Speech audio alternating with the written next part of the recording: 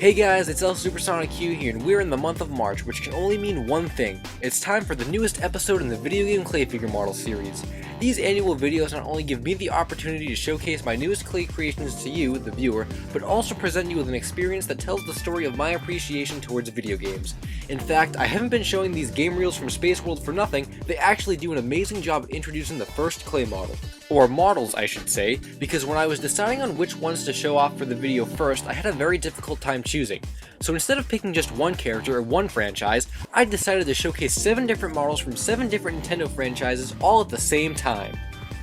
This collection of Nintendo-themed minifigures represents what I call the Nintendo Generation set. The first part of this set focuses on characters from many popular Nintendo 64 games, while the second part of this set focuses on characters from various games released on the GameCube. This cohesion did not exist when the first model to the set was originally sculpted, however. The first character was Mario, based on Super Mario 64. He was originally created to be used as a test model, with my intentions being to experiment with a decal effect. So instead of painting on tiny details, I would simply draw the details on a small piece of paper and then use glaze to adhese it to the surface of the clay model. While testing was successful, I then decided he would be placed on a metal cap block to be used as a display piece. However, there came a point where I decided I should make more mini characters using this decal technique. As a result, I scrapped the block and continued on with the Nintendo 64 theme for 3 more characters. They include Doshin the Giant from the self-titled game, Donkey Kong from Donkey Kong 64, and Yoshi from Yoshi's Story. But then, I grew tired of creating Nintendo 64 themed characters and wanted to give life to character designs from the GameCube generation as well, which include Fox McCloud from Star Fox Adventures, Captain Falcon from F-Zero GX, and Samus from Metroid Prime. Decals were used for all these characters, as well as hand-drawn detailed lines and coloring on some of the models. As the last addition to the set, I created a base with the Nintendo logo on it to hold all of the characters together. At the end of this set, I was left with a wicked cool collection of 7 miniature figures, of which evolved from a concept originally devised to be nothing more than a test. Quite a set, spanning generations of Nintendo history. If there's one game genre I'm really not a huge fan of, it's RPGs. And yes, I know, I made Marth in Smash Bros. Despite never having played a Fire Emblem game, but the game I'm about to bring up right now is a cult classic among Super Nintendo fans. It's called Super Mario RPG Legend of the Seven Stars, and if you've seen the 7th episode of this series, then you would have also seen the previously sculpted Boshi and Gino, 2 characters exclusive to Mario RPG. Back when these guys were sculpted, I had a real fascination with the game, and only after buying it from the Virtual Console did I realize I'm not a huge fan. I was supposed to get around to sculpting a Mallow, and that never happened. Until now. I am pleased to say, Mallow fans, that the day of his completion has finally arrived. Here's Mallow at long last seeing the light of day in clay form. Aside from losing interest in the Super Mario RPG characters after I had played the game for myself, more of the reason why Mallow wasn't done back then was due to his odd build. Most of Mallow's sculpt was created from combining spheres, which was even challenging by 2015 standards, as there was a certain amount of balance between bulking him out and keeping him compact that was difficult to achieve, while keeping the official artwork in mind. As for the rest of the sculpt, it was really nothing that I probably couldn't have done 2 or 3 years ago, and despite actively saying last year that he wasn't going to be sculpted anytime soon, I'm really surprised that I got around to him. He's also very well scaled with the other 2 characters, and it makes you wonder if there could be any others to this set. Like Mario. And there indeed is. Out of all the characters I've sculpted from this game so far, the artwork for Mario just looked like it could pop out of 2 dimensions and into 3D. The build, the facial expression, and the style, it all perfectly encompasses the visual appearance of a sculpture, so I absolutely had to recreate this artwork in 3 dimensions. Back when Boshi and Gino were made, I'm fairly certain there would have been no way to make Mario as accurate as I was able to this year. He has such a great stance, color, and an overwhelming aura that emits the Super Mario RPG vibe. In the grand scheme of all these characters, I would consider this Mario kind of a bonus to the set, and as a result leaves the door open to other characters in the future. When I was looking at all 4 of these guys together, I thought maybe a 5th character would need to be made to round out the set. Unfortunately, I couldn't really think of anyone very suitable, especially when Mario originally wasn't planned to be made. So while I can say the set is finished for now, there was a chance in the future I might add a Toad, Yoshi, or expand the set to 10 more characters. I've come to realize that by leaving the door open to a set and not distinctively finishing it, there is a much greater chance I'll eventually expand upon it and create something even greater than it was originally intended to be.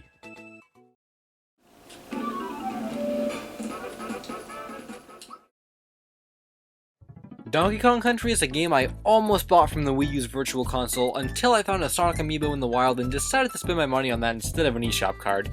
Either way, I do have a lot of intrigue with this game because it was such a groundbreaking title for its time, and Rareware, of course, developed it.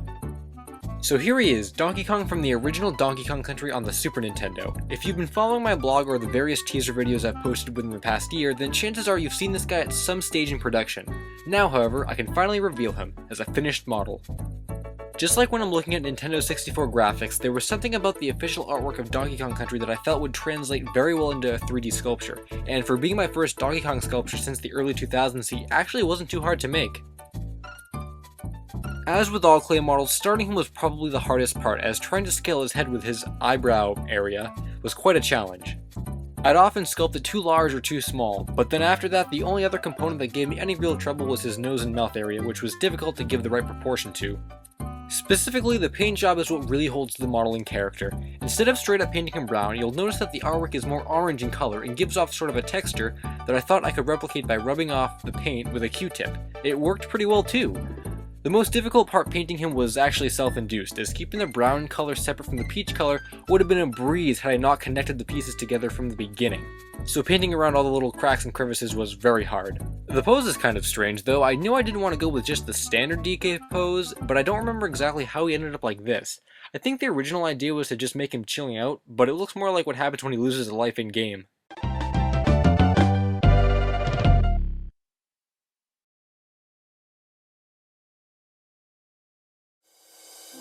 Ah, the roost. Is there anything more relaxing than Animal Crossing than listening to that soothing piano music while getting a nice hot cup of coffee from the one and only Brewster? While there are a ton of things in Animal Crossing Wild World that I really dislike, the introduction of the roost to the series is a much welcomed addition. And in New Leaf, I couldn't wait for the opportunity to open up Brewster's roost in my own town.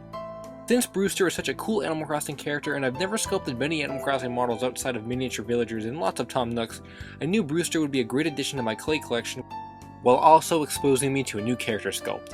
At long last, Brewster is finally completed. The reason why I say finally is because he was actually in production for some time, maybe even dating back to 2013. He had been sitting in my unfinished clay box forever because aside from the overused "I had more important models to do" excuse, I was actually fearing the worst when it came time to paint the feathers on both his back and his hands.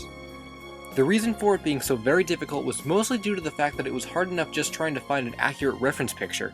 I needed something of extreme close-up caliber, and the in-game models of both Wild World and New Leaf would not do.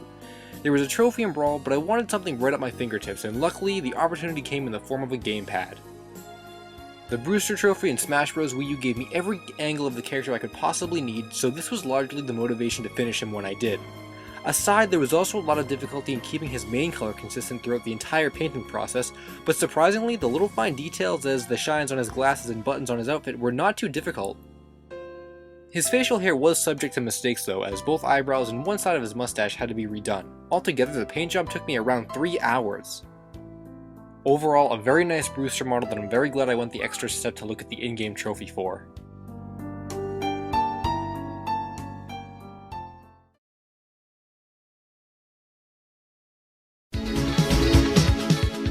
If you don't have any plans to make it back onto the original Wii's shop channel, then you're missing out on the chance to play a hidden gem of a game. Located deep in the Nintendo 64 titles is a game made by Treasure, originally released on the Nintendo 64 in Japan only. This game is called Sin and Punishment, an on-rail shooter which follows the journey of 3 rebels attempting to overturn the Ruffian Empire and save the world before it's too late. In fact, even if you've never heard of this game before, chances are you've encountered the likes of the main character, because in Super Smash Bros. Brawl, 3DS, and Wii U, he can be summoned from an assist trophy and also appears as a collectible trophy. His name is Saka, and this is him as seen from his in-game appearance in the Nintendo 64 title.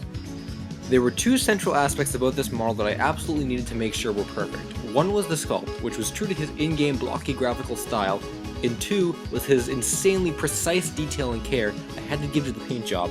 Both of these factors played a large role in why he's finally being revealed now in this episode. Originally, this Saka was sculpted way back in 2011, if you can believe that, as that was the time when I first found out about the game, and I thought he was a cool enough character to dedicate a lot of time to sculpt. At this point in time, I was pretty confident in my abilities to sculpt such blocky shapes, and in all reality, it probably made it easier on me back then when my skills weren't as refined as they are now.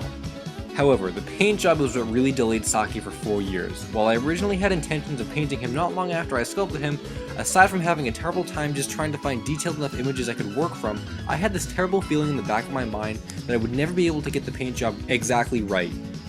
It seemed inevitable that he would be neglected because I kept telling myself that I would get to it eventually, and wouldn't you have guessed it, I completely forgot about him until this episode. He was revived due to the fact that I felt my abilities to replicate all that intricate texturing were finally up to par, and I think it proves itself in these pictures.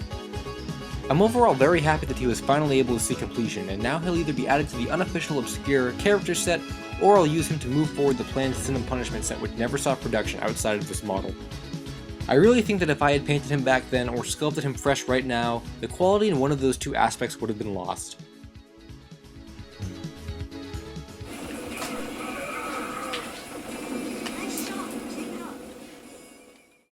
It's time for another model from one of the most classic GameCube games out there, Luigi's Mansion. The reason why I say another model is because in the last video game clay figure models video, I actually did show off a pre-colored Luigi's Mansion Luigi, which was my first Luigi sculpture in many years. Despite how pleased I was with the way this Luigi turned out, I felt that it wasn't as accurate in certain areas as it should have been, especially since I wanted to give my undivided focus to the face and body structure. For that reason is why I decided to sculpt a new one, except this time it's by far one of the most accurate sculpts I've ever done for a clay model. So here he is, Luigi, sculpted from studying many screenshots as well as the in-game model of the character. Considering I had a very firm grasp on what I wanted to accomplish with this model, I wasted no time sculpting and painting all of it, which happened in only a couple of months, compared to how some of the other sculptures in this video sat around for years. The facial sculpt is, as I said, one of the closest I've ever been able to get a sculpture to an in-game model, and I might even go as far to say it's better than Joyride Studios' official figure. The body structure and stance are also heavily improved upon last year's sculpt, and this model actually has an added feature. While I was hoping to get this element of the model completely finished for the video, I've had a difficult time implementing it correctly, so consider it more of a placeholder for now. This Luigi is actually the start of an unofficial series that I'm beginning that combines master sculpts with function. With this Luigi, I've brought a bit of realistic element from the actual game into his hand, by enabling him to hold a real flashlight. In addition to the light, I also have plans to add the sculpture to a digital clock, to represent the unused internal clock element from the beta of the game. So together this is going to be a light and a clock, with a terrific Luigi sculpt as the centerpiece. In the near future, when I can find a suitable clock to modify and a light that's a bit more game authentic than this one, the project will officially be completed. But for now, all we have is Luigi looking just as scared as he does in the actual game.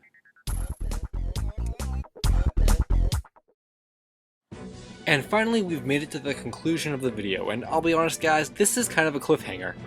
So if you guys remember back to Video Game Clay Figure Model 7, I showed off a large posable Fox and Marth sculpture directly from Super Smash Bros. Melee. And after these two characters were sculpted, I was supposed to get around to sculpting a Captain Falcon in the same manner, which was planned back in 2012. Unfortunately, Captain Falcon never saw the light of day, and while I had no plans to revive him, that didn't mean I was done with Super Smash Bros. Melee.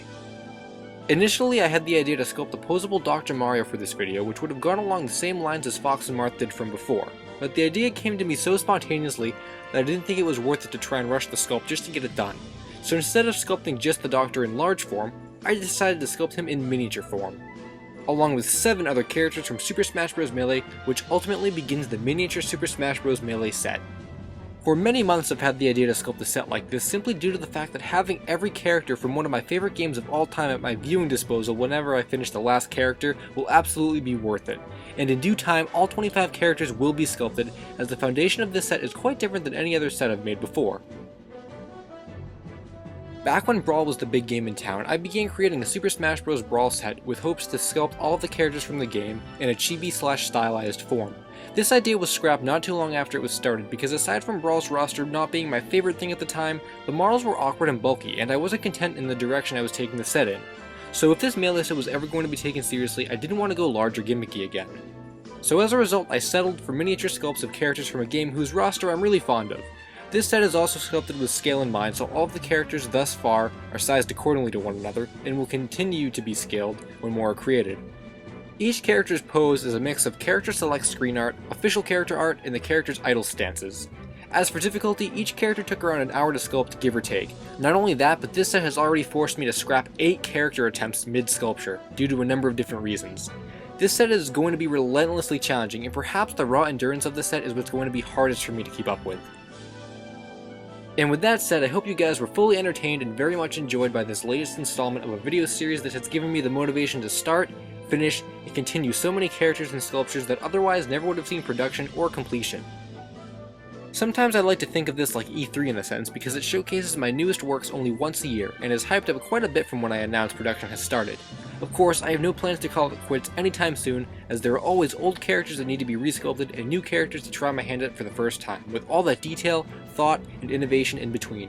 So with that said guys, I'd like to thank you for watching as we wrap up Video Game Clay Figure Models 11. The sculpting will always continue, but of course, it takes time. So until I showcase my newest sculptures again, and until the next video, I'm LSuperSonicQ, and as always, Finn.